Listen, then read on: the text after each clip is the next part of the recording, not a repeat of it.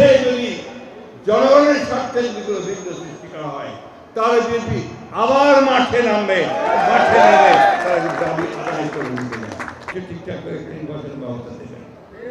তার মানে এই না যারা অনির্দিষ্ট কালের জন্য ওই সংস্কার করবেন আর নির্বাচন হবে না, জনগণ তার প্রতিনিধি পাবে না, জনগণ তার নির্বাচিত প্রতিনিধিদের দেশ চালাতে পারবে না, এটা কি আপনারা চান?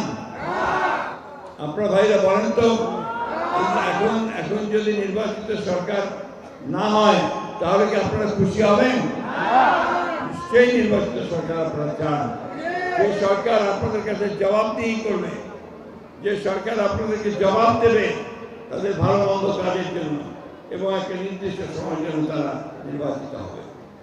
আমার দুঃখ হয় কিছু কিছু মানুষ তারা আপনাদের যে সোশ্যাল মিডিয়া, সমাজ মাধ্যম, ফেসবুকের মধ্যে, ইউটিউবের মধ্যে তারা বিভিন্ন রকম কথা বলে এবং তাদের কথা টার্গেট কারা? তাদের টার্গেট হচ্ছে বিএনপি। কেন? তারা জানে যে নির্বাচন যদি হয় তাহলে বিএনপি বিপুল সংখ্যা পরিস্থিতি নির্বাচন হবে। সুতরাং এই দেশে একটা বিশৃঙ্খলা সৃষ্টি করা, একটা নৈরাজ্য সৃষ্টি করা, একটা এমন অবস্থা তৈরি করা যাতে করে এখানে নির্বাচন পিছিয়ে যায়। আমরাই সেদিন ভারতের যে আগ্রাসী মনোভাব তার বিরুদ্ধে আমরা সংগ্রাম করেছি, লড়াই করেছি। আমরাই তিস্তা নদীর পানির জন্য সংগ্রাম করেছি, লড়াই করেছি।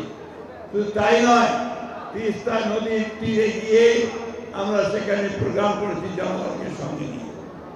বন্ধুগণ, ফারাক্কার পানি আমরাই আদায় করেছি। এই বিএনপি সমস্ত পরিবর্তন এনেছে, সংস্কার যা কিছু আনার বিএনপি এনেছে।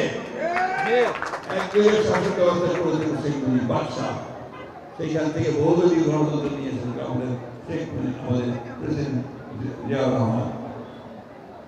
বহুদলীয় গণতন্ত্র, সংবাদপত্রের স্বাধীনতা এবং আপনার সংসদীয় গণতন্ত্র, পার্লামেন্টারি ডেমোক্রেসি, এটাও বিএনপি নিয়ে এসেছে। আর তত্ত্বাবধায়ক সরকারের অধীনে নির্বাচন, মনে আছে বারবার আমরা লড়াই করেছি, সংগ্রাম করেছি। ইলেকশন হবে নিরপেক্ষ সরকারের অধীনে, 3 মাস নিরপেক্ষ সরকারের অধীনে থাকবে সরকার, চালাবে সরকার। সেই সময় সবাই নিরপেক্ষ থেকে ভোট দেবে। আমার ভোট আমি দেবো, যাকে খুশি তাকে দেবো, তাই না? এই একটা অবস্থার মধ্যে দিয়ে আমরা নির্বাচনটা চাই।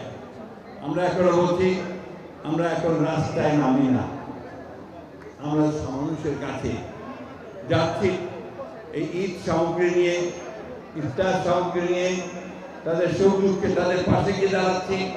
কিন্তু আমাদের স্বার্থে যদি জনগণের স্বার্থে যদি কোনো বিঘ্ন সৃষ্টি করা হয় তাহলে বিএনপি আবার মাঠে নামবে, মাঠে নেমে তারা কিন্তু আমি আদায় করে নিতে না। আমি কথাগুলো বলছি এই জন্যে যে আমাদেরকে প্রস্তুত থাকতে হবে। ষড়যন্ত্র হচ্ছে, চক্রান্ত হচ্ছে দেশে বিদেশে, আপনাদেরকে আবার আপনাদের ভোটের অধিকার থেকে বঞ্চিত করবার জন্য। আমরা সেটা হতে দেব না।